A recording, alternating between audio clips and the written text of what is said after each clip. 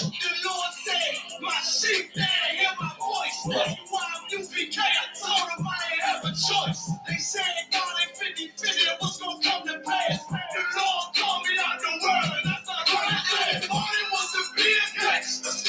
Little did I know, it was in danger. Decisions that I made provoked the Lord's anger. Prayed to him all the time, and I was just a stranger. All I ever wanted was to be a gangster. Little did I know, I was in danger. Decisions that I made provoked the Lord's anger. Prayed to him all the time, and I was just a stranger. All I wanted was to be a gangster. It's U.P.K. until I hit the fan. I want power and a throne, nigga, fuck the grams. All I wanted was to be a gangster, but I was real as a righteous man. And now I have the upper hand. I gotta promote this brand, correct all multitudes until they all understand. If I can't get that crown, Lord, then put me in the hand. Someone more money back me this hit man. Reminiscing on the pain that was felt. Shit, I was in the jail. Shit, I needed help. But y'all was locked up in the judge, but man on the shelf. Every crack it felt like I was left by myself. All I wanted was to impress niggas with my grinding. Now I ain't trying to prove shit to nobody but Muhammad. Cause most these niggas lying by smoke. I got for the most high, man, be a cutthroat. Cause all I ever wanted was to smash my opponents. Don't be steady cash, not knowing it wouldn't last. They got a ugly step by told it. Cause all I ever wanted was to be a gangster. Even when I knew I was in danger. The Jesus that I made from the Lord's anger. Free going on the ground, I was just a stranger.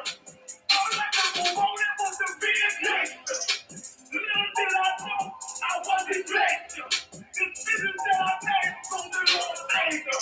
Free going on the ground, I was just a stranger. So to be on YouTube and not on. Okay, I'm off.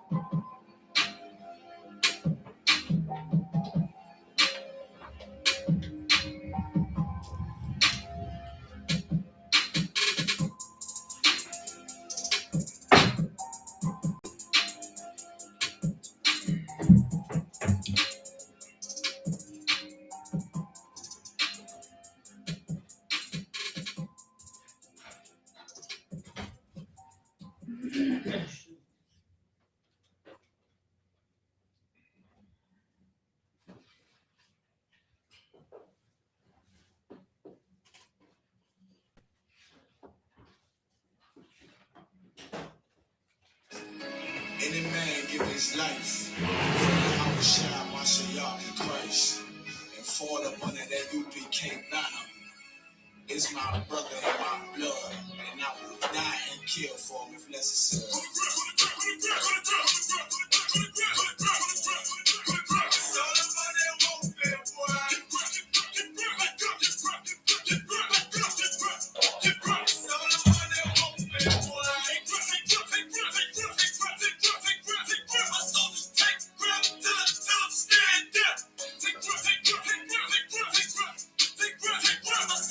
Everybody walk.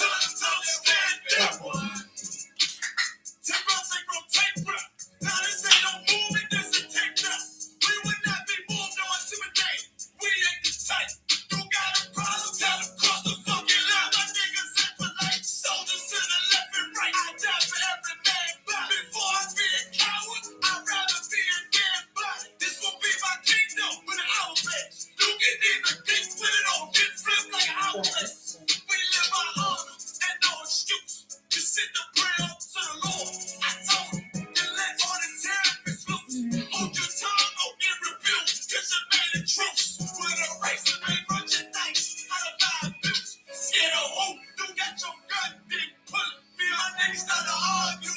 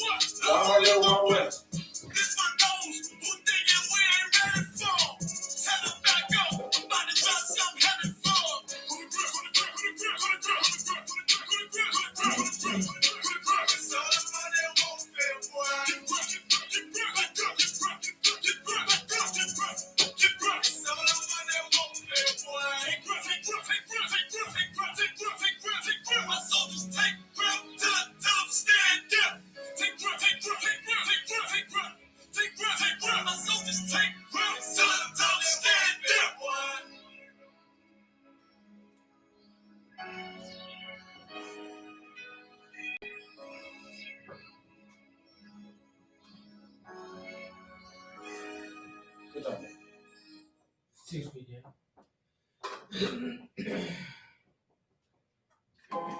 Test 1, 2, 2, 2, 2, 2. It's no problem.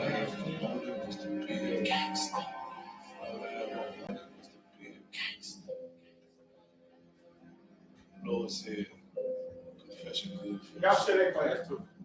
So right All I ever wanted was to be a gangster. Little did I know I was in danger. Decisions that I made from the Lord's anger. Pray to him all the time and I was just a stranger. All I ever wanted was to be a gangster. Little did I know I was in danger. Decisions that I made from the Lord's anger. Pray to him all the time and I was just a stranger. All I wanted was to be a gangster. Shot call. To be known with them niggas letting shots off. Even that on the right hand to the top, though. Funny how it's better than not the lives lost. Can't be focused on a life that's hopeless. Out there pumping, not knowing the Lord again for that hocus pocus. Used to roll with niggas that cooked up with weaponry. Same ones claim they love you. I had our life in jeopardy. And I know my mother won't success for me.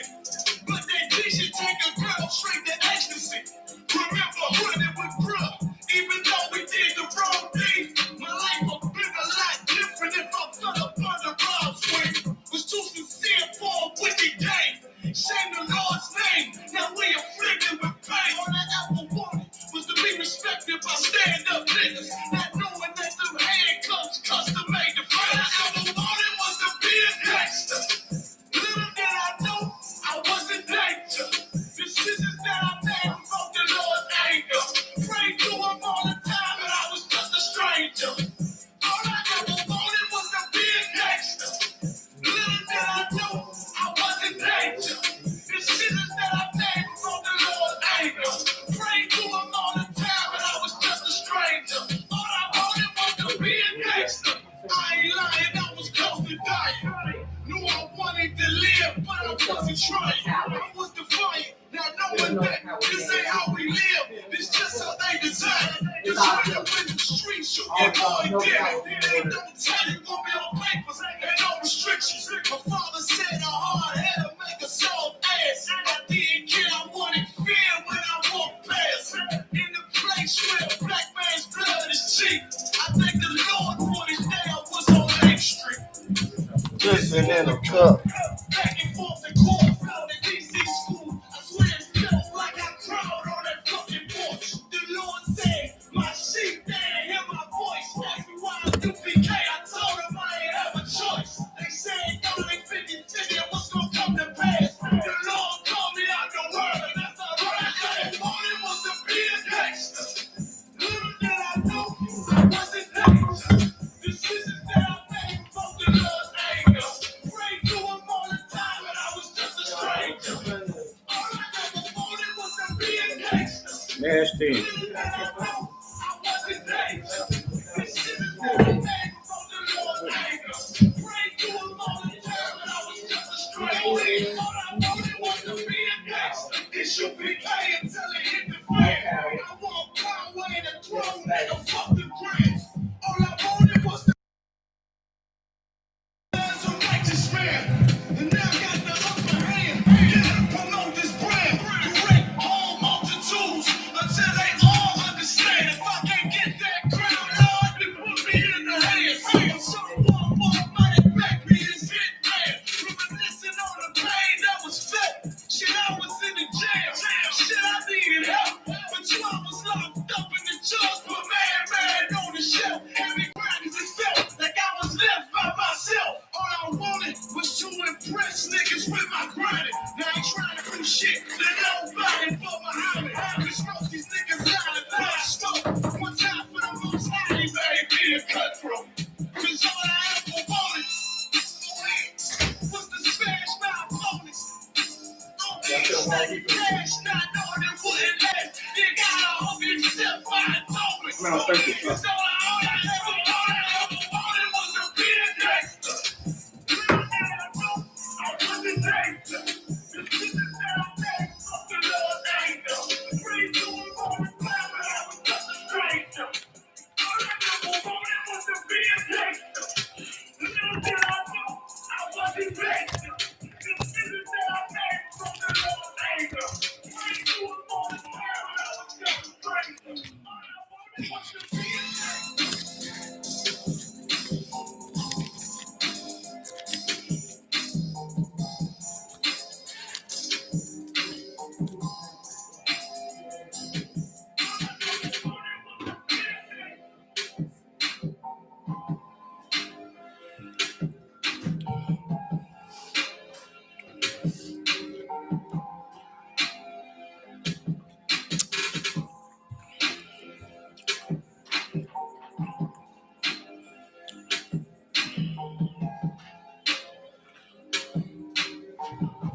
Check.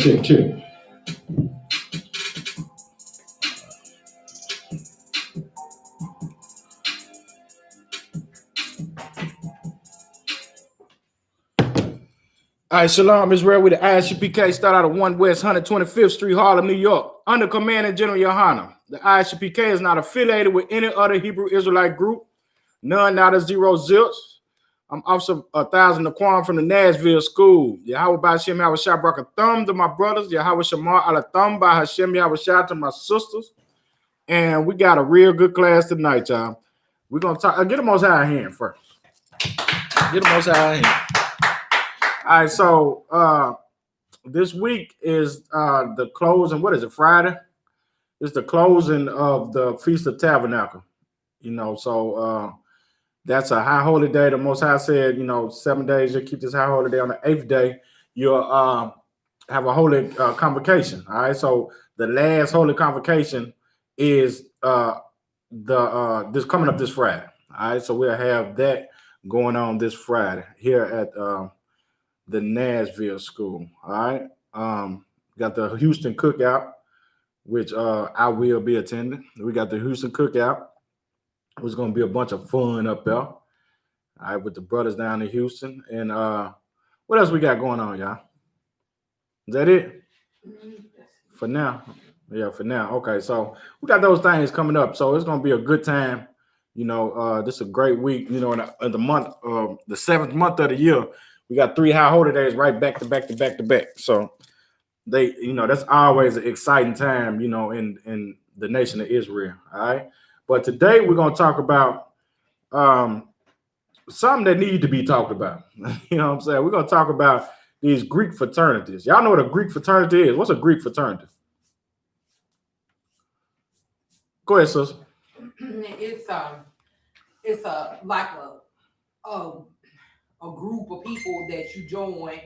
Fraternities are for the men, and sororities are for the girls. Right. And they join together. It's supposed to be to unite them and help them. They supposed to do community work and stuff like that. Okay. They all got Greek letters and stuff. They come from the Greeks. They come from the Greeks. All right. So a lot of people don't, they just think of Greek fraternities as like you were just saying, like they just, something that you can join on to. What a lot of people don't know is Greek fraternities are pushing white supremacy. They are definitely pushing white supremacy because in order, they're pushing the customs of the oppressor. So those things that you learn in the Greek fraternities, they are just things that, you would learn in anywhere else, any other walk of life, if you live in this hellhole called America.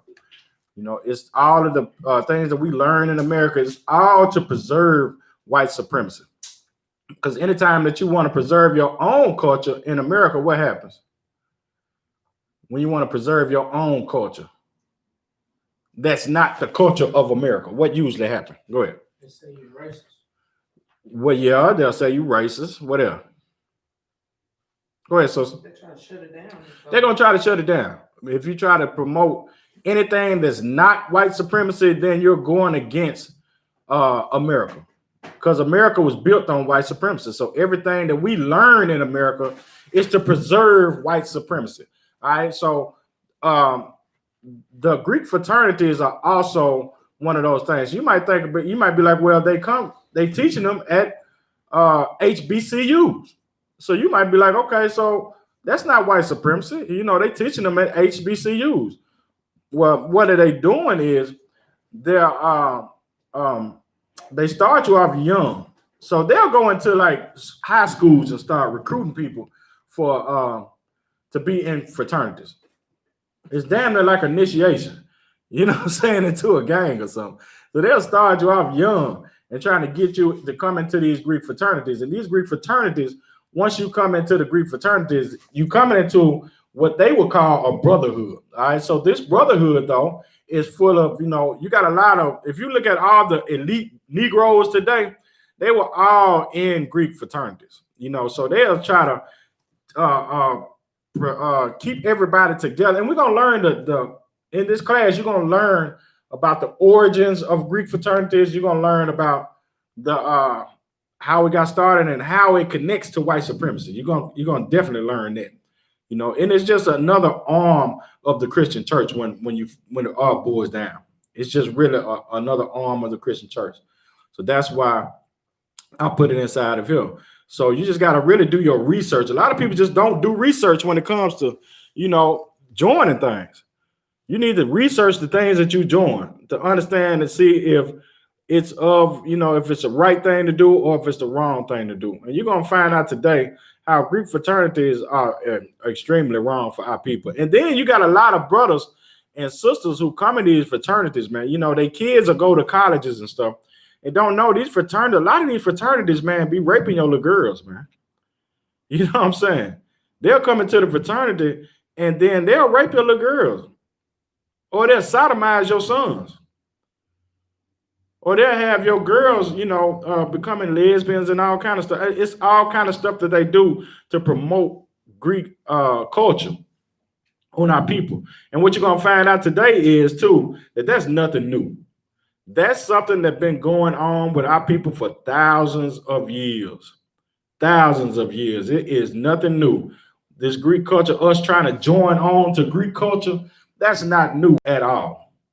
And you're going to find that out in this class too. So what we're going to do is we're going to, I got this article I want to read, pull up. All right. So we're going to pull up this article. Let Ewa read the article. So we're going to pull up this article. You read the scriptures.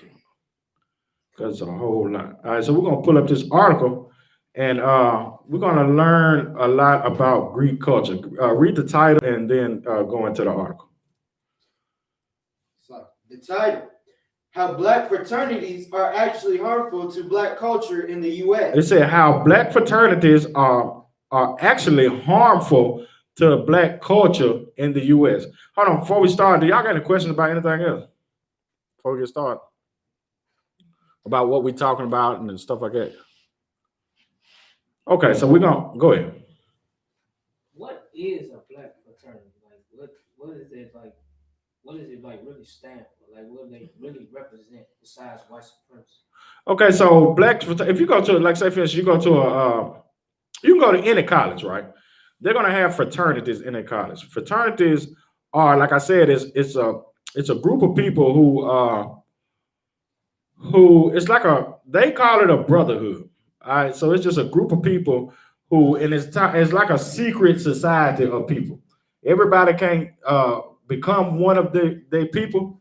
It's like they pick them out and choose which ones who can become in the fraternity. You know, it's a secret society of people, and they call themselves the elite. So you'll have different ones. It's like 3 or 4 different ones at every college. All right. So it's just something that you join to be a part of something while you're in college. You know what I'm saying? And so it's damn, like I said, it's damn near like a game. You know what I'm saying? They'll initiate you. Plus, they'll start you off. They'll start getting you in high school. And then a lot of people who join these fraternities and sororities. Sororities are women fraternities. All right. So what they would do is they would start to join these things, you know, because their mother or their father or grandfather was part of it, you know what I'm saying? So it's ways that you can get what they would call grandfathered in. Like if your family is in this fraternity, then you can get in the fraternity because your grandfather or your mother, your grandmother, or somebody was in that same fraternity. So it's just a group that they join while they're at college. All right. Go ahead. We're gonna read, we're gonna find out more about these fraternities and sororities in this article right here. Read what you got. Now more than a century old, Black Greek organizations, fraternities, have more than 800,000 members. So it's something that they have more than 800,000 members throughout the U.S. All right. So this is not a small thing. This is big. It's a big thing that when people go to college, one of the first things they're thinking about is joining a fraternity or a sorority. All right, Kiri. But are such organizations an asset, or do they work against African American culture? That's the question that we're trying to answer today. Are they good for our people, or are they bad for our people? All right, keep reading. Ali Chambers argues that rather than Rather than unifying the black community against the effects of racial prejudice, they have merely become a vehicle for blacks to assimilate into white culture and society. All right, so it's saying that instead of us using these Greek fraternities as something to fight against white supremacy in America, we are actually using these fraternities to be another vehicle to assimilate ourselves into white society. All right, so how are they assimilating themselves in white society? How are they using fraternities to assimilate themselves in white society? Go ahead, sister. Because Greeks and fraternities and all they started with white people. They all started with it was a white people thing. Okay, so the sister said she made a great point. She said that the Greek fraternities started off something that white people done. It wasn't something that brothers did. So first of all, we trying to be like the oppressor by doing something that he does. All right, all we did was make it a black thing. We put blackface on it, right? All right, keep going. Now, what was it? Now, you had some more. It sounded like you had some more, sister. No, that was it. Yeah, so we just put a black face on something that on white culture. All right, so it's not our culture to do this. It was already their culture. We just felt like we was out of the loop. So we like, okay, well, we want to have a fraternity too. Y'all got a fraternity. We want to have a fraternity. You know, we started to covet what they had. All right, keep reading. And it means to create a self-perpetuating black oligarchy. So it's a means to have something for black people, but then it's like I said, it's their stuff. So we would use it as a way to demean other black people who are not part of this group. So if you're not part of the Greek fraternity or sorority, they look down on you as some nobodies. You know what I'm saying? If you're not a part of that group, you know, so it's pretty much like house nigga, field nigga type mentality. You know what I'm saying?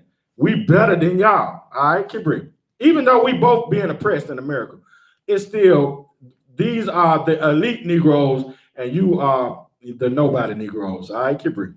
In the past 5 years, there has been a resurgence of research surrounding the philosophy and mission of the Black Greek Letter Organization, BGLO. All right. Well, my work suggests that BGLO is Black Group Letter Association. Organization. SHALAM. Keep reading. While my work suggests that the rites of passage of the Black fraternity, which include ancestor veneration, rebirthing concepts, and dance performance, can mirror those characteristics. So we took the Greek letter associations, all right. So we took these fraternities, right, from start doing what the white man was doing, right? But we added some salt into it. You dig what I'm saying? We didn't make it so bland. Now they do the marches, the dances. They do, you know, have all these step shows and stuff like that. You know, so we put salt into it, but it's not our culture. Even though we're gonna put salt into everything we do, but it's still not our culture to do the things that they do inside of the Greek fraternities. Keep reading. New theories suggest that BGLOs should be critiqued as social movements. And they're saying that they should be social movements. Why should they be social movements? Keep reading. BGLOs are some of the most influential organizations in the country. And when it comes to influential black people in America, they are all went to college and was part of these Black Greek letter organizations. They were all part of fraternities and sororities, all of them. You go find anybody. What's her name? Kamala Harris. Kamala Harris is in going for president right now. She was in a BGLO sorority. All right. So these things are they are serious, man. They real. You know what I'm saying? But they are for the elite people. You dig what I'm saying? And they are not for the poor. The majority of black so-called blacks in America are poor. We're not in that elite group of people. But those who go into these sororities and these fraternities, they are part of an elite people, and they keep to themselves. They help each other. All right. They don't help each other fight white supremacy. They just help each other be a better servant to white supremacy. All right. Keep reading. Collectively, these organizations claim approximately 800,000 members, with many coming from the social elite of Black culture. Right. Keep reading. We just talked about that. Each year, they offer countless scholarships and conduct thousands of service programs. All right. So they do a lot of social work, you know, and when the social work that they do it to recruit other people to come inside of this group. All right, keep reading. Accordingly, many of the staunchest supporters of BGLOs not only insist that their existence is a valuable asset to society, but also stress that these organizations, which include writers, social activists, educators, and civil rights leaders, are historically linked to the success of the African American community. All right, so they believe that all successful people, if it wasn't for BGLOs, they believe if it wasn't for these Greek fraternities and sororities, that the black man in America would still be like on a plantation somewhere. You know what I'm saying? They believe that all the reason why they got these things are to make us elite and make us be more acceptable to our oppressor. If it wasn't for these Greek letter associations, then like I said, we would still be on the streets. You know what I'm saying? We would be nobodies and we wouldn't be getting respect from the white man if it wasn't for them. According to the people who are in these groups, they truly believe that they are the elite and that the white man respect them because they, you know, got money and know how to get money and preserve money. All right? Keep reading. Conversely, many of their harshest critics maintain that the activities of organizations that have included secret meetings, selective membership, and a preference for a lighter complexion. And what? And a preference for a lighter complexion. And a preference for a lighter complexion. This is one of those things that they fight for inside of a BGLO, all right? The Black Greek Letter Organization. One of the things that they hold true is that you are a better person when you are light-skinned.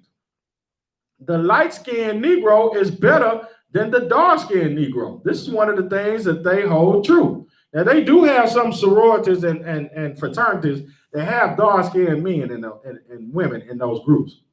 But the majority of them believe that what they do the paper bag test. They call it the paper bag test, all right? So they'll get a paper bag. If you're darker than the paper bag, then you're going to have a harder time in America. And if you lighter with the paper bag, then you're going to have a better time in America. All right, go ahead, sister. So like, sir, I was going to say, the sororities with the darker skinned people started like deals and stuff like that. Certain sororities like that because they couldn't get into the first sororities and fraternities, like the alphas and AKAs and stuff like that. You had to be a certain shade in order to get in. Oh, okay. So it was battle in between some stuff that they had going on in the fraternity. So that's how they had break off ones, so that they could, it accepted darker people as well.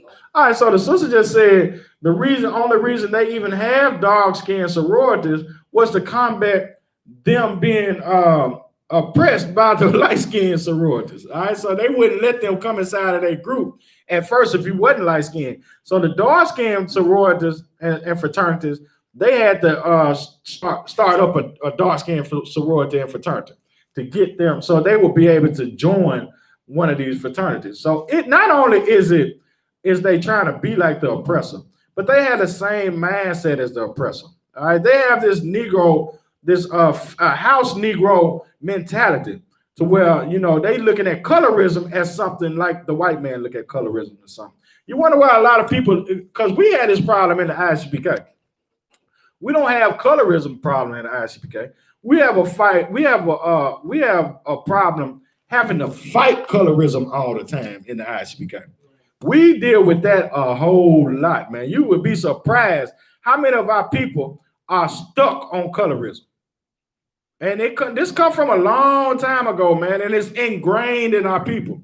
And they are stuck on colorism, man. I'm talking about we combat colorism all of the time. We try to tell our people that, you know, we are all one people, no matter what color you are. But we constantly having to fight Negroes who want to believe that, you know, they use the paper bag test. You know, if this person ain't this color right here, then they not black. You know what I'm saying? We deal with a lot of colorism, man. We have to fight that all the time just to make our people one. All right, keep reading. But this is something that they would that they did in the and they still do in the Greek letter organizations. All right, keep reading.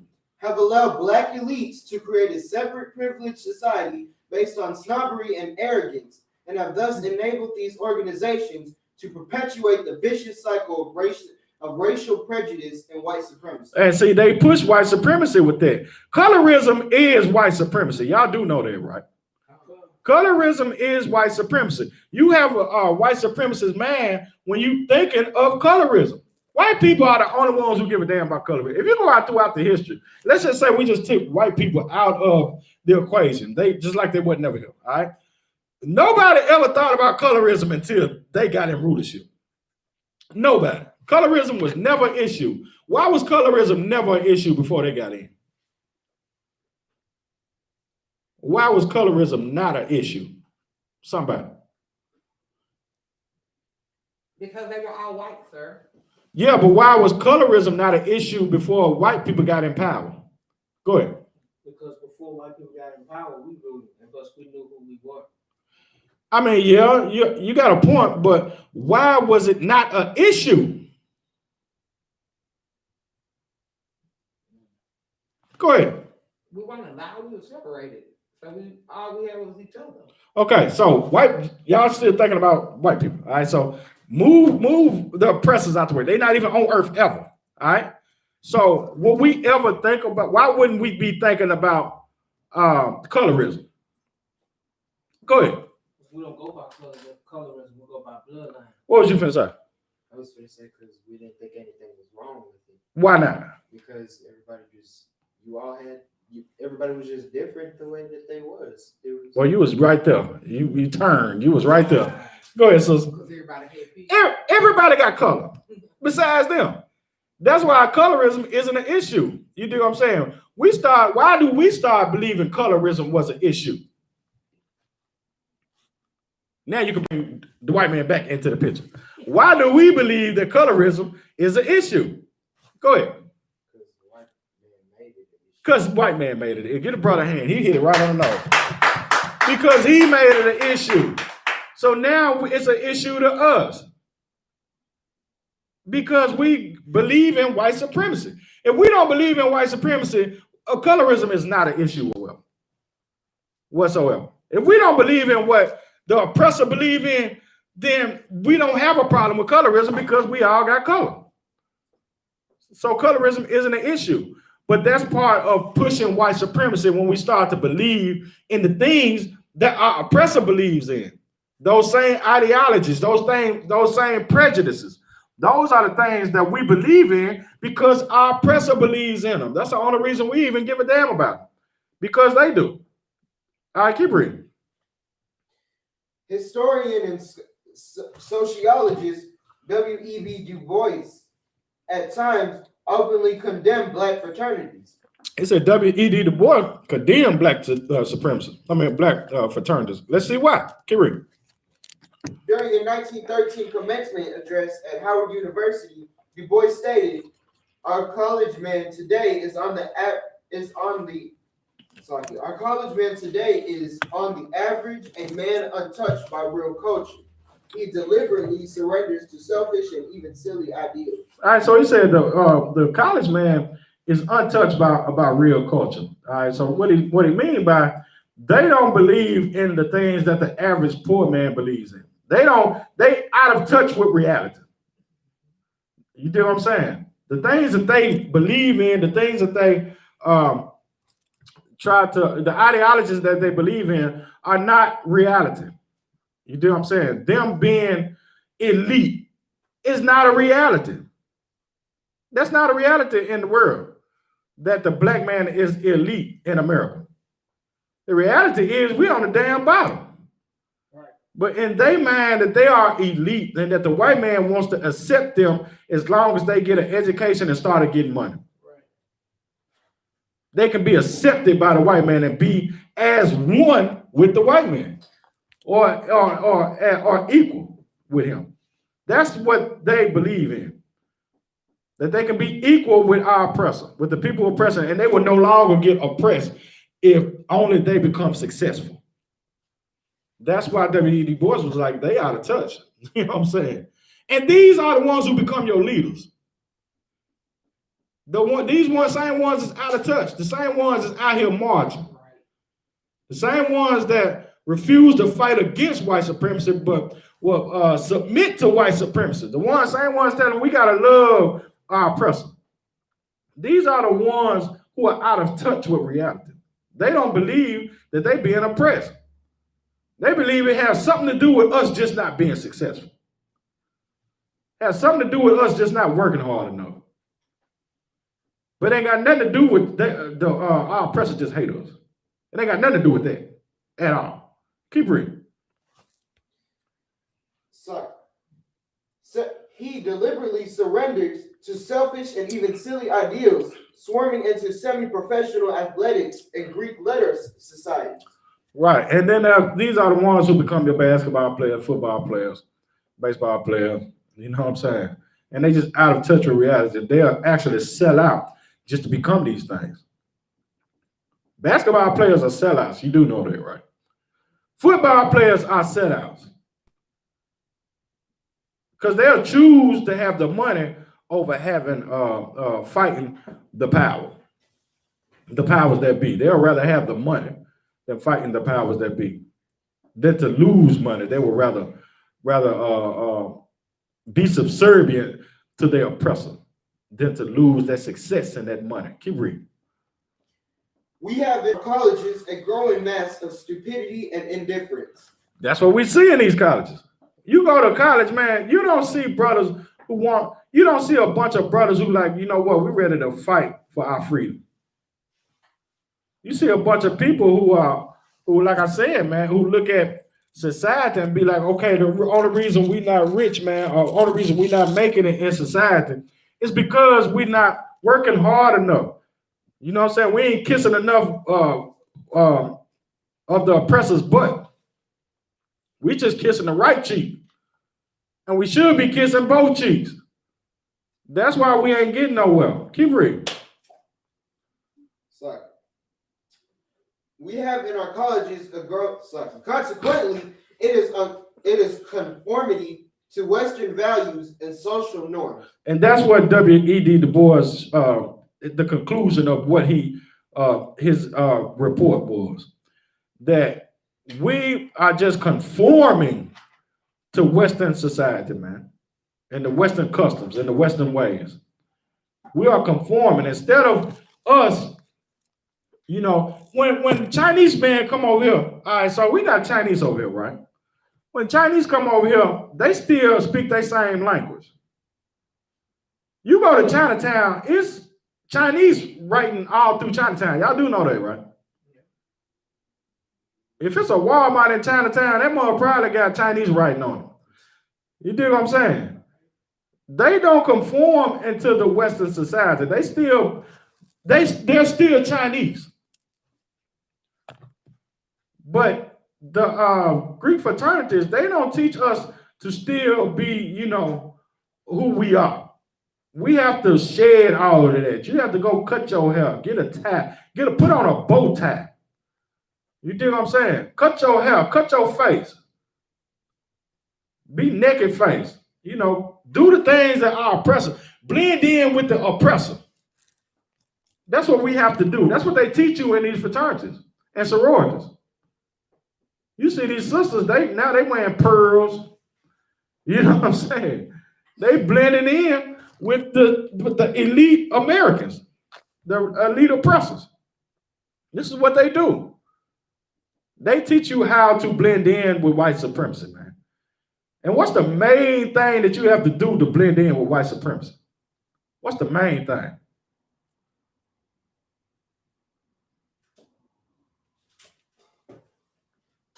These are questions that you for sure need to be answered every time. Go ahead. You can become an officer. These are simple questions that you're gonna have to address at all times. Yeah. So you need to really be having your hand up. Go ahead. You gotta do something evil against your people. Hey, get a sister hand. You gotta go against the black man. That's the main thing for white supremacy. If you don't understand that, you don't understand white supremacy whatsoever. The main thing to go against when you in white to be a part of white supremacy is to go against the black man. He's your main enemy. So if you're not going against the black man, then, and that's what I was saying about all of the what's the names? They taught all of your leaders who come out of these sororities and these fraternities. They're taught this off top. That's where the colorism and stuff come from. They're taught white supremacy, how to blend in with white supremacy. So in order to blend in with white supremacy, you got to go against your people and not have a problem doing it. Why do you think Kamala Harris locked up thousands of brothers over there down there in California, man? And built a career off of locking brothers up. She ain't the only one, though. I ain't gonna just make her the enemy, because there are tons of Negroes who do this. Tons. Who believe in, it's better us than them. You get what I'm saying? This is what's going on, man. This is what we got to deal with. This is what you were taught. When you taught to blend in with America, you have to go against the enemy of America, which is you, black man. Keep reading.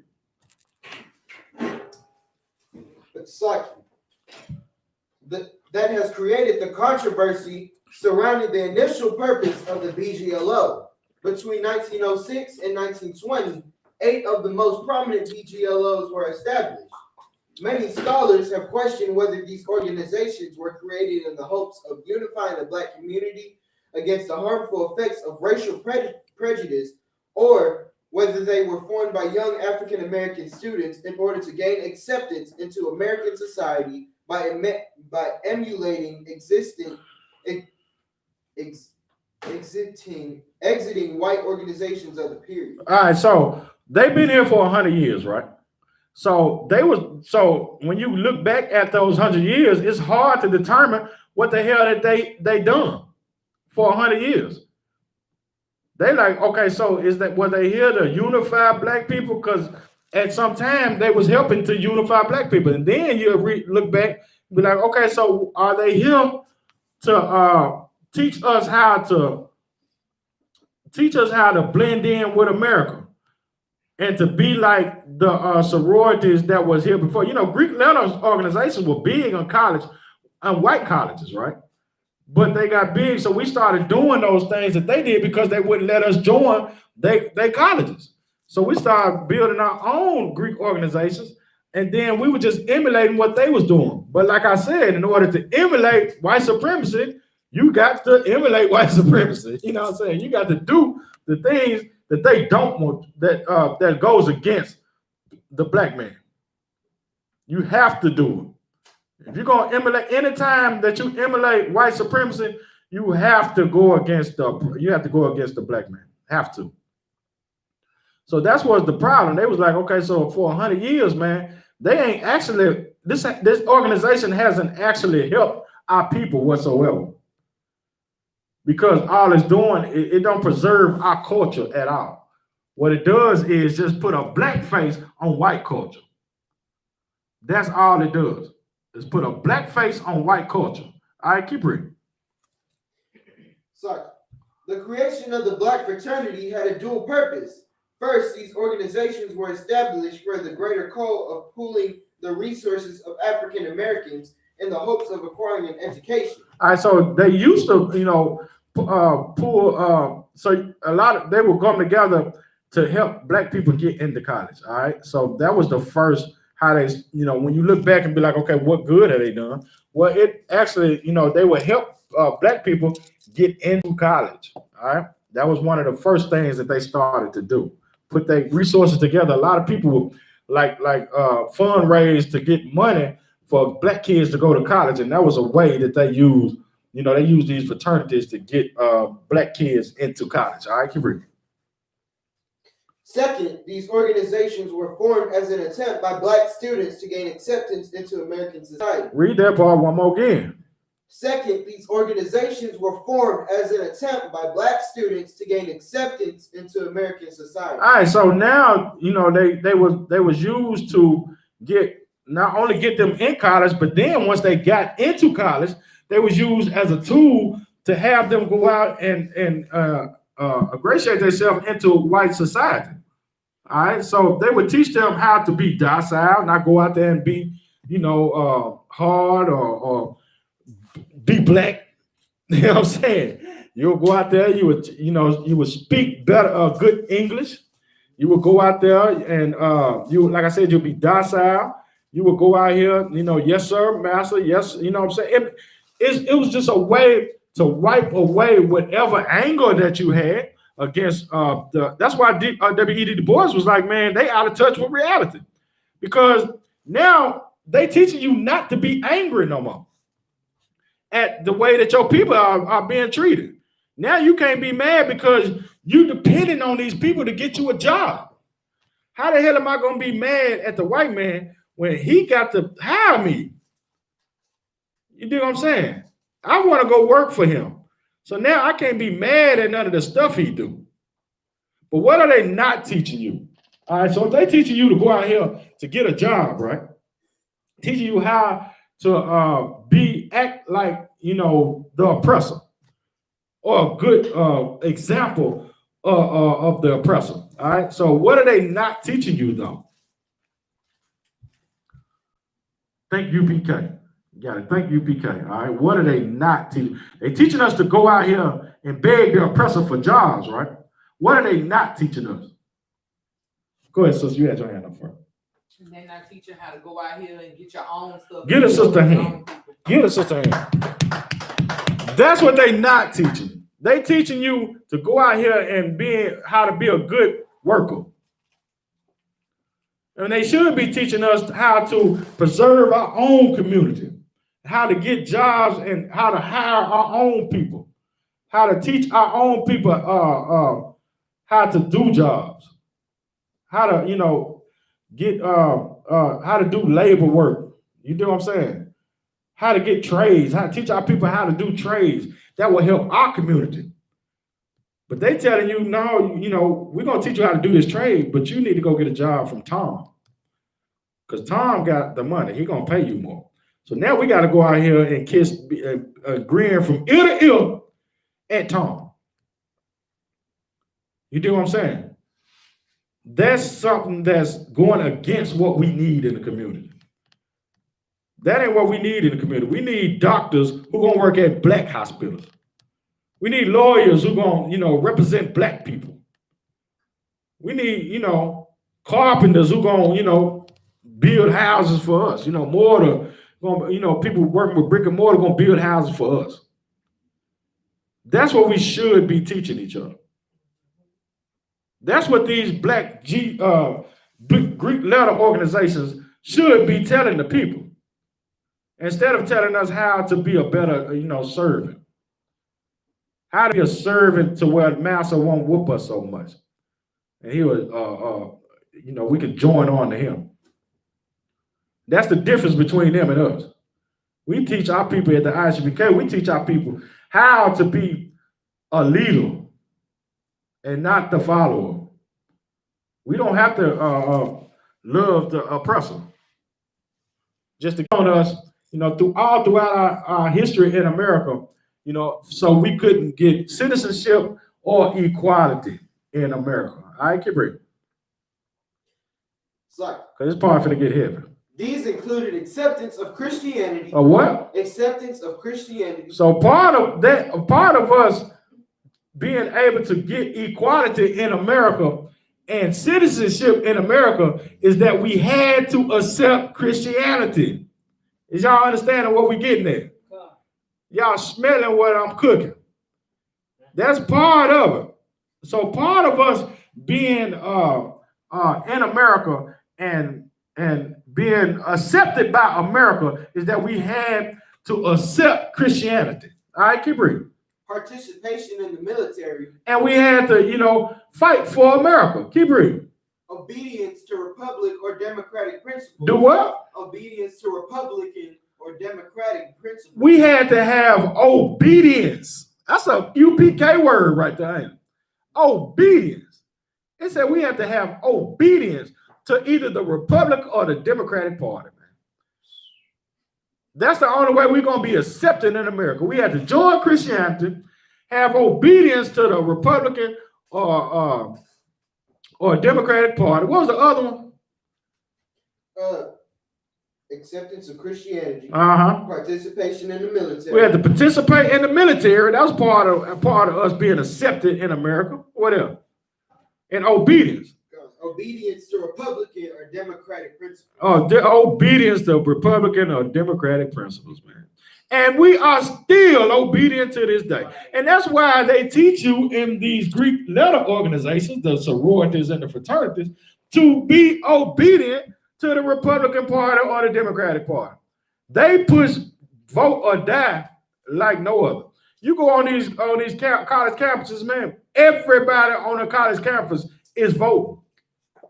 They push it as part of it. Part of being in college is that you're going to have to vote for one or two people. For one evil, what they call it evil. You got to vote for whichever, the lesser of two evils. That's what you're going to have to vote for. Keep reading. And economic development. Taken together, these can be encapsulated as the "be like us" theory of equality. And they said that's the "be like us" theory of equality. So in order for you to be just like our oppressor, man, you have to do one of those things. You got to do all those things. You got to be obedient to one of those two parties, the Republican or the Democratic Party. You're going to have to join Christianity. Be obedient and join Christianity. And you're going to have, what was the other? I keep forgetting the other. Participation in you're going to have to participate in the military. If you do these three things, man, then you are American in the eyes of the oppressor. Then you will get some kind of leeway, a little bit of leeway, very little. You get a very little bit of leeway in America. And they will start to look at you more as somebody who's not violent to them or not a problem to them. If you can do these things, all right? But if you're doing something that's not doing those things, are you a problem? If you're not in Christianity, you are a problem, man. Because they know that you're not docile if you're not in Christianity. If you ain't joining the military, you are a problem in America. Because they know that you're not a patriot and you won't lose your life for white supremacy. If you're not voting boy, this is a big one. You ain't voting Democrat or Republican, man. They look at you, man, like you got three eyes, man. They can't believe it. They don't understand what the hell is you going through. That you're not trying to vote in one oppressor over another oppressor. They just can't believe it. This is unheard of. That a black man don't want another oppressor over them. What the hell is wrong with you? Go ahead, sister. Like I was gonna say, I remember when I first started substituting in my kids' school, there was this man now. He's an older man, a homosexual man, and he said to me, he was talking about voting. He was like, "Did you go out and go vote?" And I was like, "No." I was like, "What would I do that for?" And he was like, "You don't vote." He was like, "Do you know how many people died?" Boy, Slacker says, hold on. I think they tell everybody who vote to go out here and tell people who don't vote that right there to get them to vote. Right. Because everybody used that. You know how many people that died for you to vote? Right. This is everybody used that same line. Like it's going to really work. Because we know really why people died because the oppressor killed them. Keep reading. Go ahead, sister. I was just going to say, he just said, "Do you know how many people died so that you can do that, so that you can go out and go vote, and you would waste such a precious thing?" And I looked at him and I said, "You know how sad it is that so many people died for us to still be in the same position that we in today?" Right. Never talk to me no more. Yeah. And on top of that, I didn't see him. I don't even think he even worked there like a few months after that. Man, you cut him too. You cut him with that because think about how many people done died. It ain't nothing changed. Right. You can always go back with that. When they say, you know how many people done died for you to vote? The sister gave a perfect answer. She said, and that's sad. How many people died for nothing to change? That was a perfect answer, man. Because a lot of people died and ain't nothing changed. Right. Nothing. Keep reading them. That blacks will be equal to whites when they become like whites. They what? That blacks will be equal to whites when they become like whites. So you become like a white by being in the military, being in Christianity, and voting. That's how you become like whites. If you're not doing those things, then you're anti-white. And they look at it as, you know, you anti-white supremacy. Because in order for them to have white supremacy, you must do these things. You must be in Christianity, you must be in the military, and you must vote. That's how they keep power over the black man. And this man understood that. He understood this for a long time ago. Keep reading. Another approach was an attempt to adjust all thought and action to the will of the greater group. Assimilation into white culture and society. And stay on Facebook. Let's see if someone. You on there? See if there's any questions. YouTube too. Okay. You on Facebook? Okay. All right. Go ahead. SHALAM. A third path was a conscious effort at self-realization and agency. Racial uplift was the black elite's response and challenge to white supremacy. Right. Racial uplift. That's what should be going on. We should be trying to uplift our race of people. All right, keep reading. It was both a contradictory position that sought to affirm that African Americans belong to a racially subordinated caste, while also serving as a model for African Americans aspiring to redefine themselves as as members of a higher social class. All right, so racial uplift is something that should be, they should use that as an avenue to help our people, all right? But in reality, they're using it to uplift certain people in the part of our race and to make them elite over all of the rest of the people, you know? And it's really, you know, it's kind of contradictory to what they really, you know, to white supremacy by them just even trying to lift up a black person at all. But they would use it to benefit white supremacy because they like, okay, we're going to lift up so many of these elite black people. Well, we will help you more than, you know, than you would ever know. We would give our lives for white supremacy and actually have those other people see us, these weaker blacks see us and know that we are elite and this is the way to go.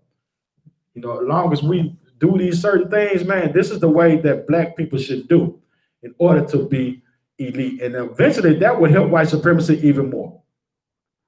That would help your cause even more when they find out, man, we got some docile brothers who ain't gonna buck the system and they're gonna, you know, do the things that you do, you know, to make, you know, yourself even better. All right, keep reading. Racial uplift sought to refute the view that African Americans were biologically inferior by incorporating the black community into respectable categories of Western progress. Keep reading. Generally, black elites claim to possess class distinctions from other African Americans. All right, so now they finna show their white supremacy. They showing how different classes of blacks, you know, same thing that white supremacy does. All right, white supremacy will try to put you in a box. All right, so black folks now it's black folks putting other black folks in a box. All right, this is what they teaching at these fraternities, Greek fraternities, man, to put other black folks in a box. All right, keep reading. Generally, black elites claim to possess class distinctions from other African Americans. So they will make classes. They will make, okay, so you got the upper class black elites, then you got the middle class black elites, and then you got the lower class black elites, and then you got niggas. All right. That's how they do it. All right. And then you got niggas. You know, if you ain't part of the Greek fraternity, you just a nigga. All right, keep reading. Slack. Generally, black elites claim to possess class distinctions from other African Americans. Moreover, the presence of a better class of black people indicated racial progress. All right, so when you see these black elites, that's letting the white man know that we are getting better at being more like him. All right, so those black elites are the ones who are, I'm talking about, they like white black people. I mean, black white people. All right. Then you got up under them, you know, they just, you know, the further you go down, you know, the lesser they are like white people. So the goal is to get those from the bottom to be just like those at the top, you know, to be closer to the white man as possible. You know what I'm saying? It's all black white supremacy. It's just the white black elites. It's just the black elites are the ones who are leading the way and kissing the white man's ass. All right, keep reading. Salaki too. Go ahead. They believe that the improvement of African Americans' material and moral condition through self-help would diminish white racism. All right, keep reading, man. Although the BGLO had the specific aim of liberating the black community from inferior positions as second-class citizens, many viewed these organizations as a means for the black burgesses to create and maintain privileged status and recognition with the black community. So what, you know, in their eyes, they doing a good service. All right. So in their eyes, they're thinking that, okay, we're going to make, you know, if we continue to do what we're doing, then we can bring black people up to the point to where the white man won't feel so threatened by them, and that they will be, they would live better in America if we just get more like the white man. If we start doing more things like him, then we will be a better people. So in their eyes, they think that they are actually uplifting the black community by doing it. All right. But what they really are doing is just serving white supremacy, man.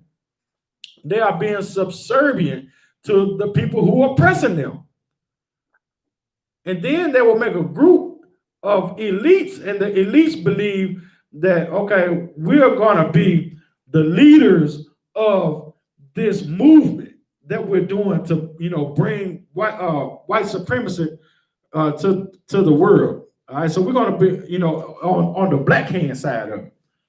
So we're the leaders of doing this, and that's how we look at them too. We look at all these leaders and stuff, and we be like, okay, that's the reason why a lot of people go join these fraternities, because they believe that they have a plan to bring our people out of oppression and get our people out of systematic racism. They believe that us going to college and being more like the oppressor is how we're going to get out of systematic racism. But why are we in systematic racism in America? Why? Why are we being oppressed so bad in America? And and the same reason is why it won't quit. Go ahead. Because we want what the white man want. We want to do everything he do instead of want for ourselves. Yeah, you own it. You own it. Go ahead. I was gonna say we envy the oppressor. Right? We envy the oppressor. All right. So but why does he continue to oppress us? And why will it never stop until Christ comes? Go ahead. Because we don't want to separate from him. We want to be right up under him. Yeah, that's you looking at it from our side. I look at it from his side. Why does he want to oppress us so bad? Because we're separated. We're not like organized. So You looking at it from our side. Yeah. Look at it from the oppressor side. Go ahead. Because he make all the money out for us. We make him rich. We make him. He ain't got to do nothing. So okay, so you would think though, if we make him rich, that he wouldn't want to oppress us, because we making him a whole lot of money. So why does he want to oppress us so bad? It's in the scriptures. Go ahead. I just said it. So bad. Go ahead, sister. Because he hates us. He has a perpetual hate. Get a sister hand. Because he has a perpetual hatred for us, man. It ain't nothing we doing wrong, man, to him. He hates us. It's nothing we can do to make him love us whatsoever. At all. Perpetual means what? Go ahead. Forever. That man, he would never stop hating us. But these elites believe that if the more we try to become like him, the less he'll hate us. Because he'll see, well, okay, they're not a threat. So we can just, we can live next door to them. We can do this, we can do that. And then get shot. Living next door, then get niggas spray painted on your house. Because you live next door to him. You're doing everything right. You're doing everything he wants you to do. But he still spray paint nigga on your house. Go ahead. Basically, they go around brainwashing black people. That's basically what they do. What W.E.D. Du Bois say?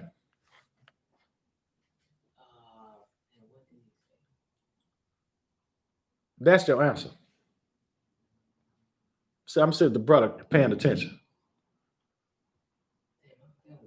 Okay, go ahead, sis. He said that they don't live in reality. Yeah, they not living in reality, man. They out of touch with the people, with the times. They out of touch. How's a sheep gonna live next to a wolf? And don't expect a wolf to be a damn wolf. That's out of touch. He out of touch with reality. If he think he can move next door to a wolf and a wolf don't try to eat him, he's out of touch with reality. Because in reality, the wolf is going to try to eat him every single chance he gets. Keep reading what you got. We almost through it. How much more we got? We almost through. Just 2 more paragraphs. All right, go ahead. All right. Nevertheless, despite their use of elitism and snobbery, the popularity of the black fraternity was furthered by both the exclusivity of these organizations and the notation that they helped to produce a better class of black people. All right, which is a lie. Keep it. Rather than adhering to their own traditions and cultural attitudes, many members of the BGLOs abandoned traditional African views and adopted the views of the dominant Anglo culture. All right, so they don't allow. So this and becoming one of these BGLOs, right? Becoming a Greek fraternity or sorority, man, you start to forget about your culture. And that's what the Lord said. That's in the scriptures too. The Lord said that, man. When you start to follow these other nations, you forget about your nation. When you start to put the other nations above your nation, then you will start to do the things that the other nations do. And forget about your nation. This is biblical. This is prophecy, you know what I'm saying, that they doing. Ain't nothing different than what we've always done. We've always done this. Keep reading. It's like, well, it is true that BGLOs were social organizations that utilized some elements of traditional African culture and combined them with elements of European culture. These organizations, in the end, use their power and influence to create a self-perpetuating black oligarchy. That's what they do. They just making themselves look good and the other blacks look bad at the end of the day. Because the majority of people don't agree with following Western culture. You know what I'm saying? A lot of people don't agree with just forgetting about your culture and assimilating into white culture. A lot of people don't agree with that. Everybody ain't with it. All right, keep reading. Although the BGLO has served as a safe haven for black throughout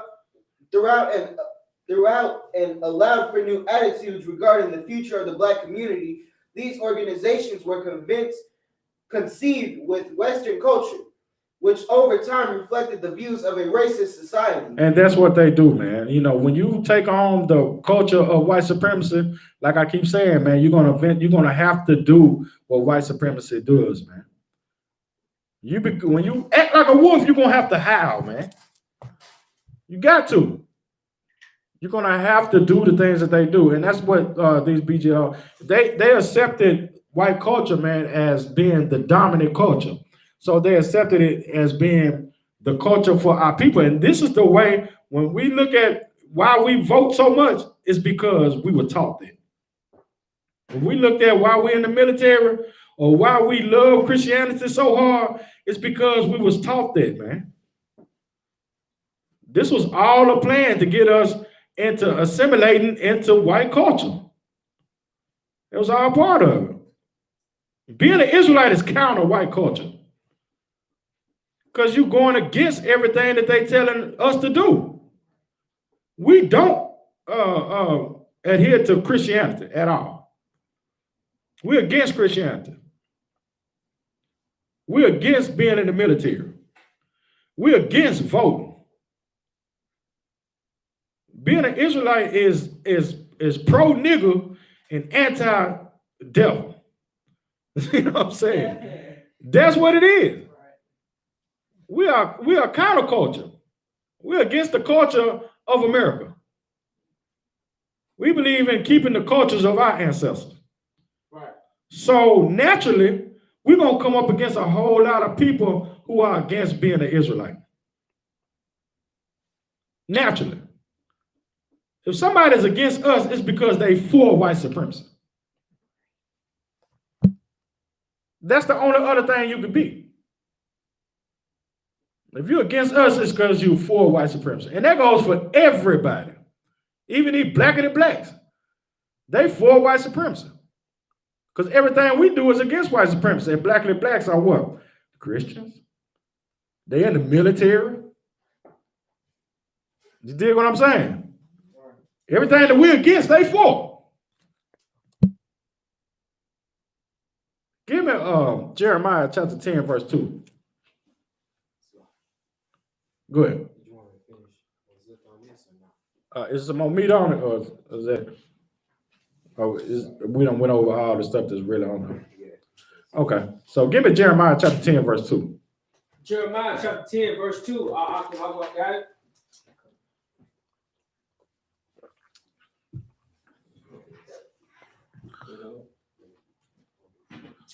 Verse 2. Thus saith the Lord, learn not the way of the heathen. You said what? Learn not the way of the heathen. The scripture, the Most High told us, the children of Israel, to learn not the way of the heathen, man. Don't get into these religions. Don't get into these philosophies. You know what I'm saying? Don't vote for a heathen or oppressor to be over you. Don't do these things. Don't join a military. Those are the ways of the heathen, man. Anything that heathens take pride in, we shouldn't take pride in. The Most High is against the culture of the heathen. The Most High teaches us to be countercultural and pro-Israelite. We should want to do everything that we do. And everything that we don't do, we don't do. Read it one more time. Verse 2. Thus saith the Lord, learn not the way of the heathen. Lord said, don't learn the way of the heathen, man. That's big. That's a hard thing for us to realize too, man. Not to learn the way of the heathen. That's something that our people just can't. It's hard for us to do, man. Because we're being taught to learn the ways of the heathen. We're being misguided by these leaders, man. These Christian leaders. And these politicians. And they are part of Greek letter organizations, man. Because they was taught that, so they want to teach the people to do that, to assimilate with the oppressor. To learn the ways of the heathen. That's what they teach us. If we want to be successful in America, we have to learn the ways of the heathen. And within us learning the ways of the heathen, we forget the ways of the Lord. We forget the ways of the Lord, man, by learning the ways of the heathen. Give me 2 Kings, man. 2 Kings 17 and 15.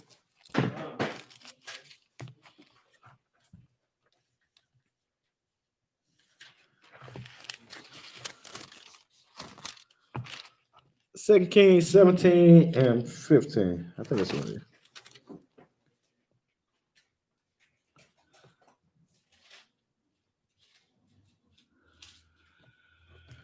Go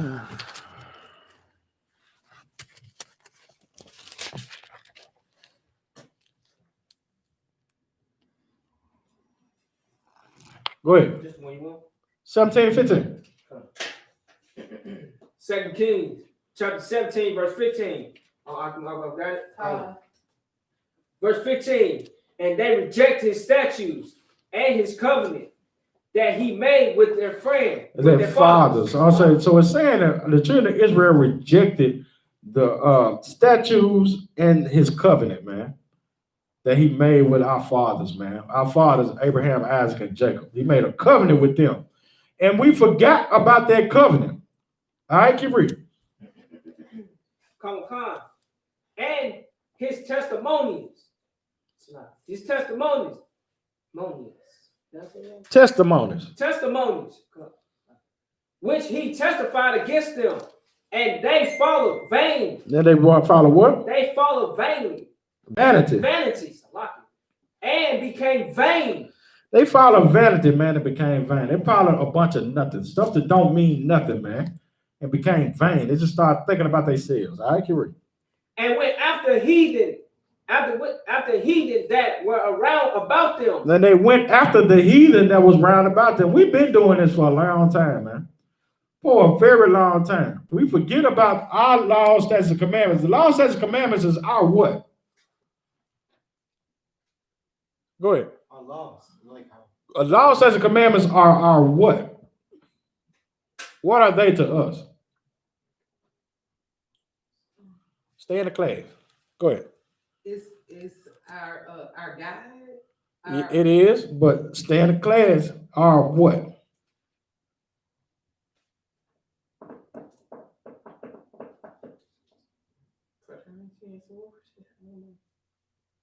Okay, what's I have time sake I get to our culture. That's our culture. The law, statutes, and commandments are our culture. We forgot our culture to follow after the culture of the heathens. That's our culture. So we forgot about our culture to go follow the culture of the heathens. Keep reading. That were round about us. Keep reading. Concerning whom the Lord has charged them, that they shall not do like them. And the Lord said we shouldn't do nothing that the other cultures do, man. We should do nothing that the heathen do. The Lord said, don't be like the heathen that's round about us. The Lord said he was going to send our people to the four corners of the earth, man. The reason why he sent us to the four corners of the earth is because we refuse to do his laws, statutes, and commandments. We refuse to do our culture. So he sent us to these heathen lands, all right? So when he sent us to these heathen lands, we still don't need to do the heathen culture. We still should be doing our culture. To get back into the good graces with the Most High, we should do our culture. Ain't that why he sent us in the first place? He sent us in the first place because we wasn't doing our culture. So now that we take it back on our culture, that's how we get in the good graces of the Most High. So when we still taking the culture of the heathens, that means that we're not trying to get in the good graces of the Most High. Because the Most High has told us not to do the customs of these heathens. Don't do the ways of the heathens. All right? Give me 1 Maccabees.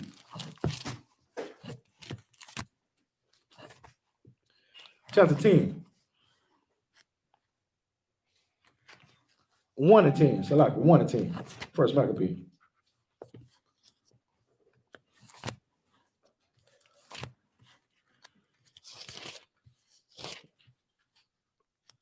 And I'm just showing you how we've been doing this for a very long time with these Greeks.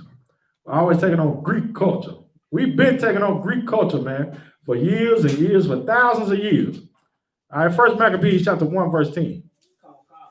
First Maccabees. First Maccabees chapter 1, verse 10. I've got it. And there came out of them a wicked root. Antiochus. Surname Epiphanes. son of Antiochus, the king who had been in hostage at Rome, and he reigned in the 137 year of the kingdom of the Greeks. Of the kingdom of what? The kingdom of the Greeks. So we've been dealing with these Greeks for a long time, man. All right, so keep reading. Verse 11.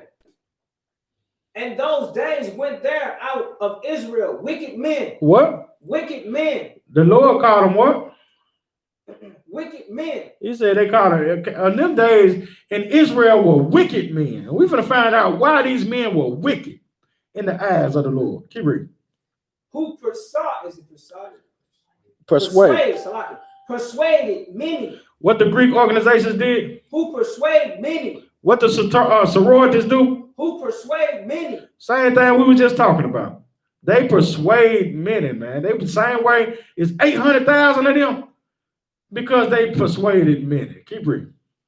Saying, let us go and make a covenant with the heathen. What the Greek sororities say? Let us go and make a covenant with the heathen. What the Greek fraternities say? Let us go and make a covenant with the heathen. Keep reading. That are around about us. For since we departed from them, we have had much sorrow. And that's what they believe, man. That's what the sororities, these elites believe. They believe that we cannot live without the oppressor. They believe that we can't live without the oppressor. We're going to be destroyed without the white man in our lives. That we have to assimilate with them. If we don't assimilate with them, us as a people will be destroyed.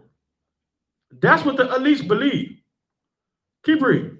But the Most High called them wicked for even believing it. You wicked for believing that. You have to take on their culture in order for us to survive. The God of Israel said that's wicked to even think that way. Keep reading. Verse 12.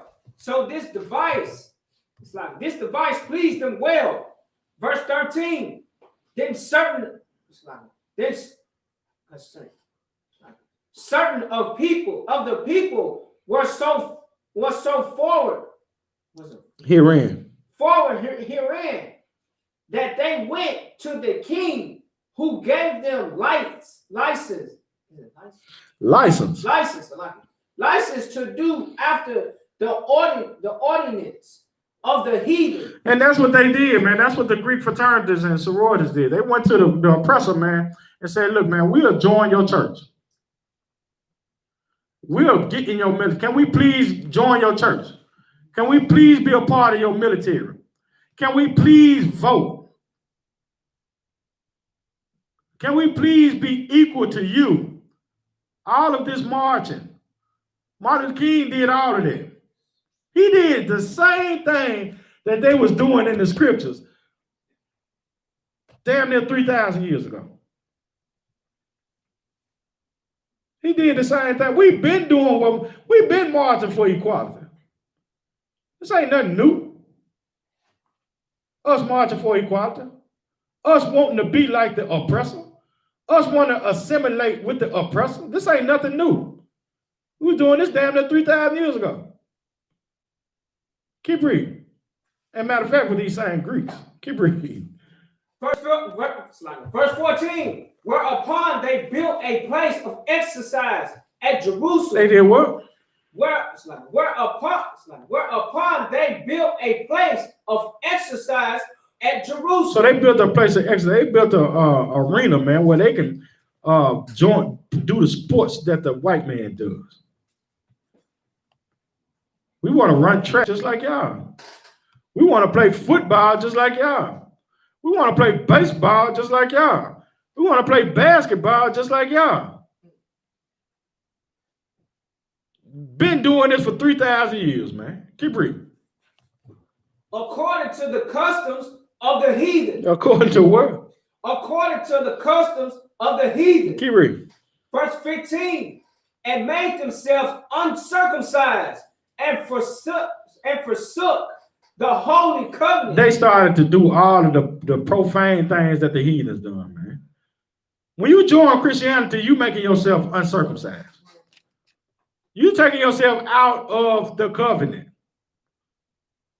Because that's a heathen custom. That's a heathen religion. You taking yourself out of the law, statutes, and commandments of the Most High. When you saying that the laws are done away with, you making yourself uncircumcised.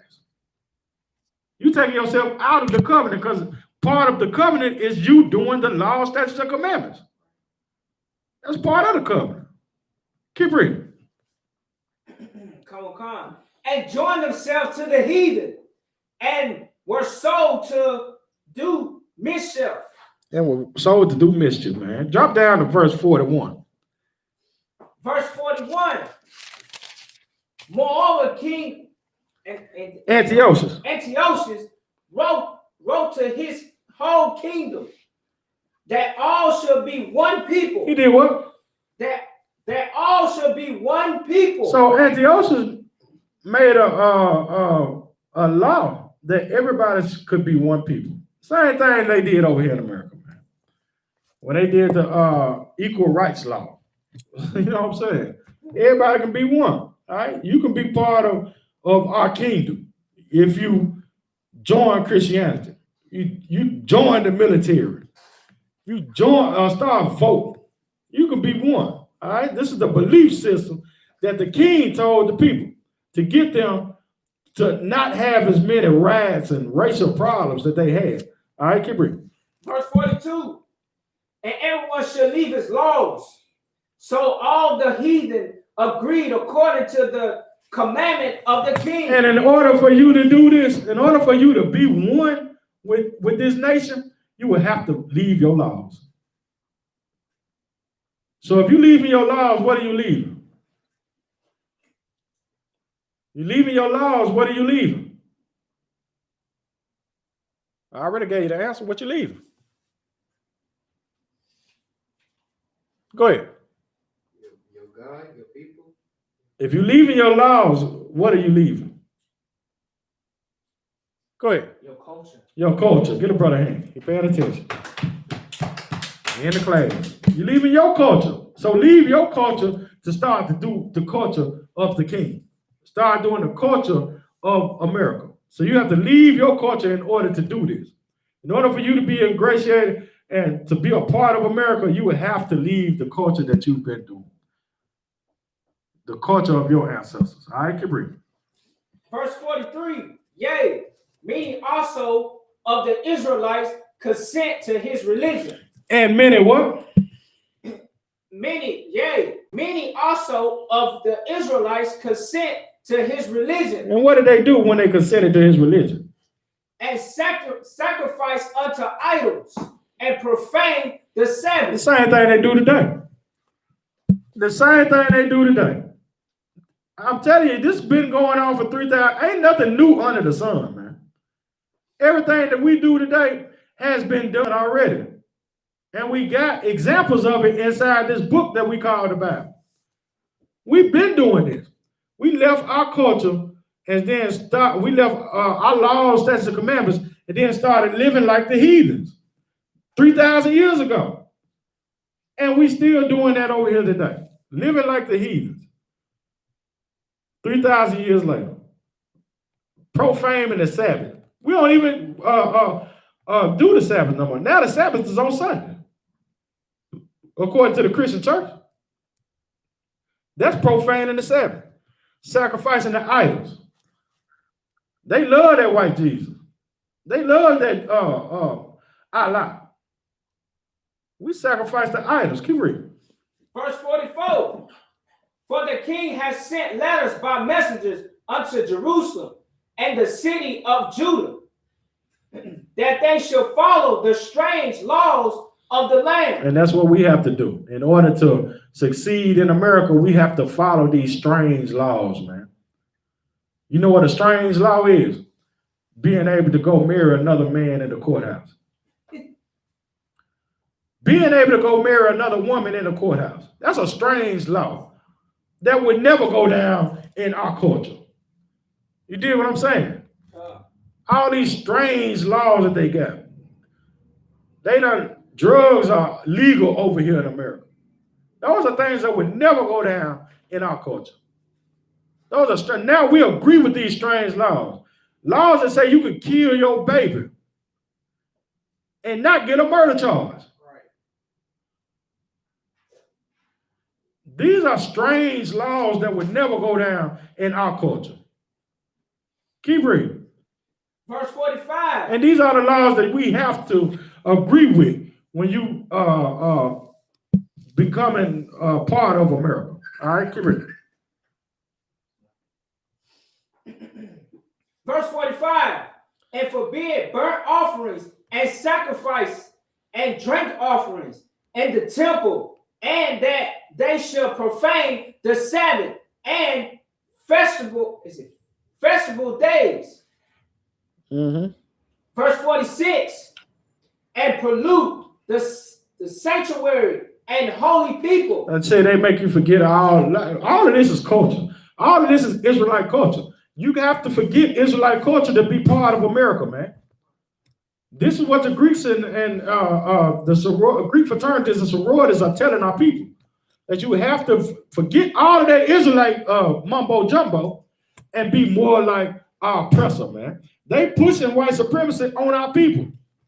You have to know that the white man is more supreme than you. Then the Most High is holy people, man. Keep reading.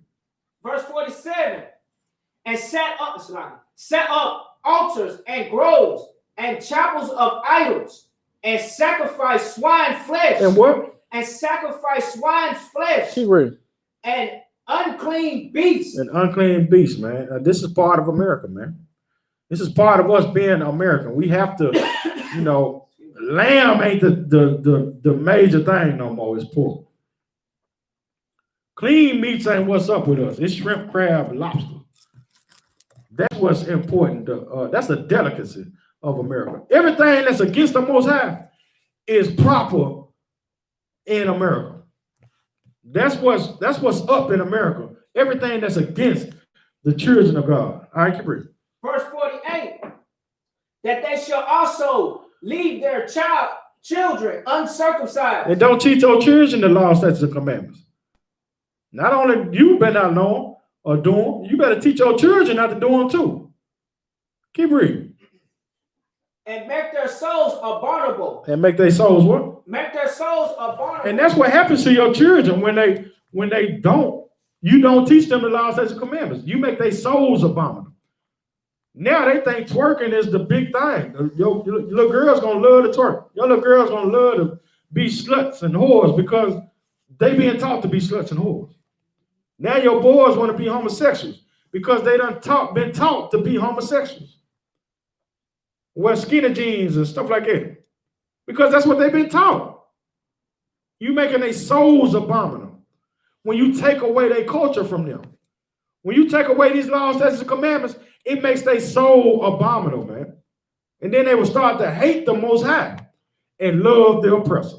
Keep reading. With all manner of uncleanness and profanation. And this been going on for 3,000 years, man. The same thing we see today that's happening to our people, it was happening 3,000 years ago, y'all. This ain't nothing new. The reason why it's still going on is because we haven't came back to doing the laws, statutes, and commandments of the Most High. We haven't came back to our what? Go ahead. Our culture. We haven't came back to our culture. That's why we're still in the same conditions that they was in 3,000 years ago. So our mission is to bring the culture back, man.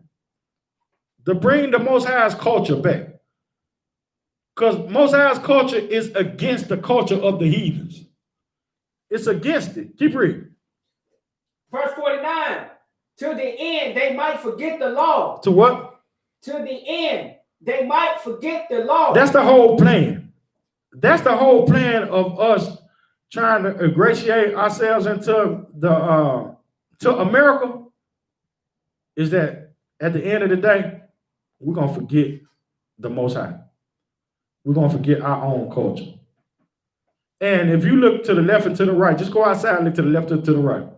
We have forgot our own culture. Go talk to your grandma. Go talk to anybody. We don't know who the hell we are. We are so much like our oppressor. We agree with white supremacists so much. And our people don't even know that we agree with it. That's the sad part. It's so much into our society, into our lives, that we don't even know that we're agreeing with white supremacy. We have no idea. That's how deep it is inside of us. And how we teaching it to our children. We don't even know that we just teaching another generation how to love the white man more than we love ourselves. And guess what they're going to do with their children? Teach them the same thing. And the cycle will keep going and going and going. That's why I said, man, that them fraternities and Greek sororities, they're against our people. And they start off early, man. They goes into the middle school and high school to get kids out of there, to teach them white supremacy. And it's been going on for a long time. But that's what we're here to do. We're here to fight them. Keep reading.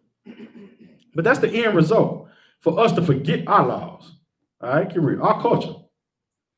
And change all the ordinance. Verse 50.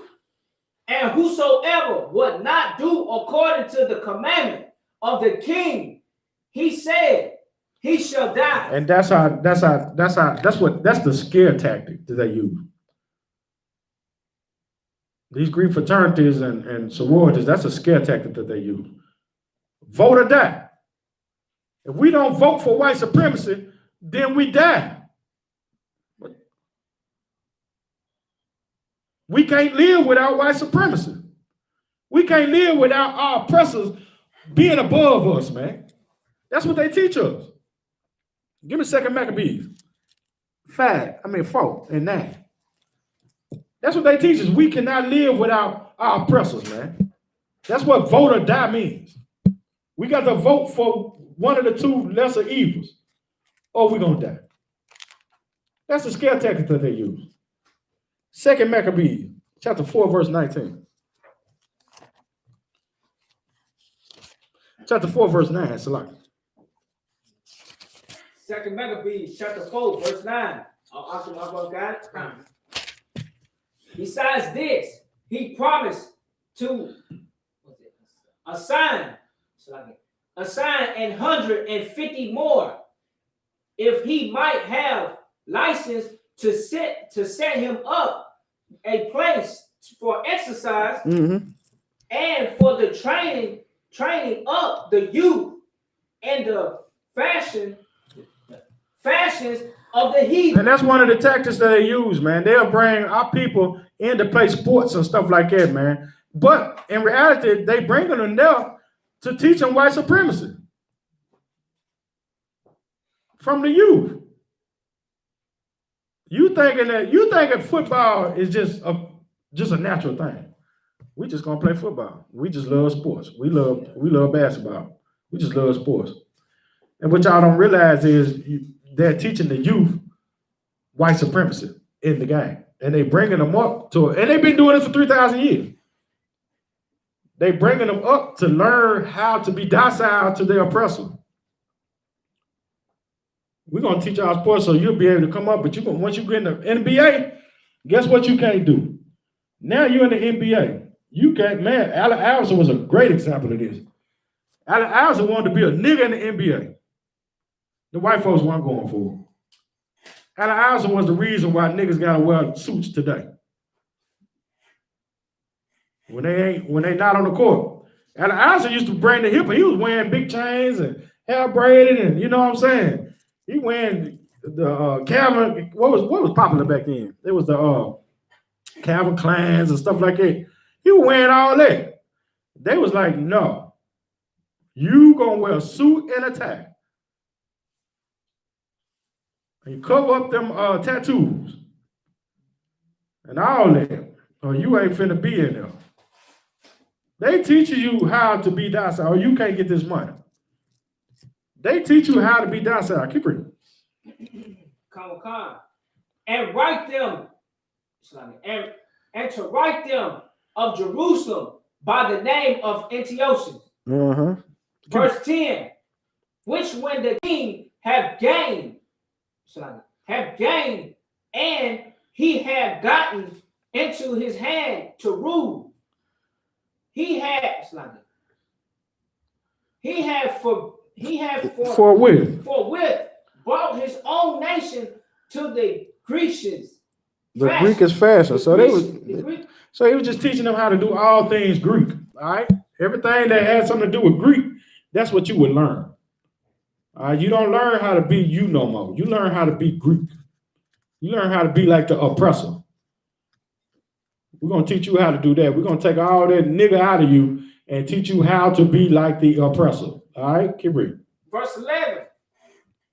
And the royal privileges gain of special favors of the Jews by the mean of John, the father of Euopolis. Yeah. Who went ambassador of Rome and Enmity. And he took away and put down the governments which were according to the law. He brought up new customs against the law. He brought up new customs that were going against the law. So it was more, more things that they brought up, like you playing football on Saturday. All right. You playing football on Saturday, what are you not doing? Go ahead. You ain't keeping it. I mean, it's just stuff that you're not doing. You do what I'm saying? He would bring up laws that make them so they would go against the law, like he would make them work on Saturday. You do what I'm saying? Stuff like that. Stuff that'll go against the law. All right, keep reading. Verse 12. For he built gladly a place of exercise under the tower itself, and brought a chief young men under his subjection. So he would go get the chief young man, the smartest young man, the strongest young man. You dig what I'm saying?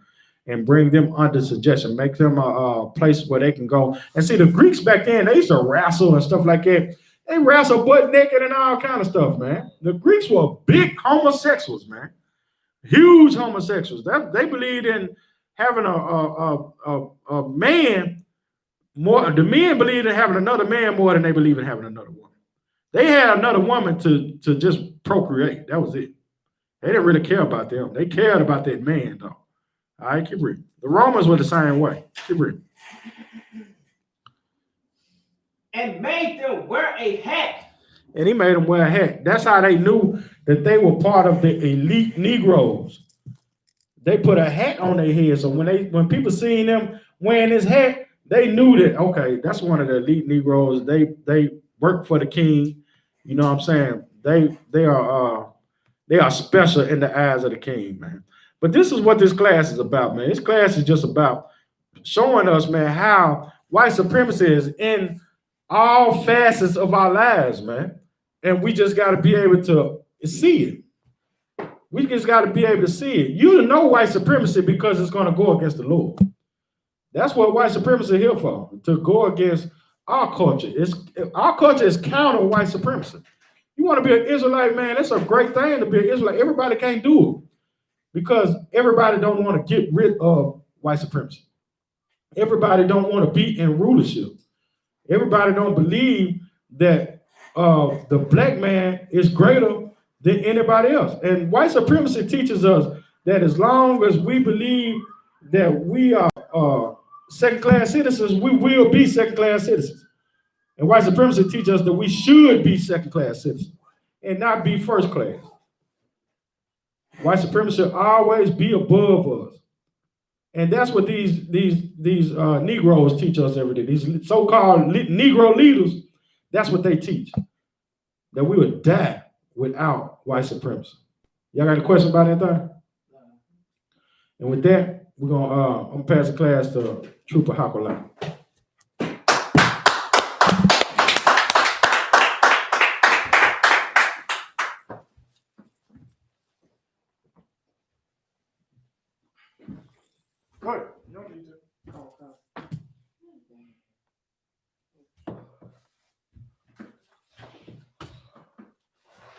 I.S.U.P.K security announcements. We are the I.S.U.P.K. Start out of 1 West 125th Street, Harlem, New York. Rule for a new brother or sister. When a new brother or sister comes to the school, they're off limits for 6 months. They are to be saluted only. They are here to share themselves with the world. If they need transportation, the teacher will arrange it. After 6 months, if a brother or sister is interested in a particular person, he or she must get permission from the head to speak to a brother or sister. There's another 6 months where the brother and sister will court each other. After the 6 month period, the brother or sister will get permission from the head to marry. Tithes, which is a commandment. You can find the book of Numbers, chapter 18, verse 21, and the book of Malachi, chapter 3, verse 8 through 10. Means 10th in the Hebrew, Ma'asher. 10% of every penny of any increase the Lord gives you. Give it to the treasury department of teacher. Priest fund. Free will office for priests. Not mandatory. Whatsoever amount you would like. Upcoming holy convocation. It's the ending. The closing of the Feast of Tabernacles. Friday? Yeah, Friday. Friday, October 9th, sundown. If anyone wants to be a trooper in the school, I tell them where you can find it. oh, you can find the book of Leviticus, chapter 23, verse 34 and 30 through 36. If anyone wants to be a trooper in the school, start wearing all black, boots, shirt, pants, headband, and scarf. And with that, Mazel. Stand. All men in Israel, we're gonna get one courteous salute. Amal Shabbat, Mazel, Barak. YAHANNA, YAHANNA, Yadim Matah means hands down. Saw means turn. All men in Israel, we're gonna give the sisters one courteous salute. Amal Shabbat, Mazel, Barak. YAHANNA, Yahweh Shema Allah Ta'ala Hashem Yahweh Shai. Yadim Matah, dismissed.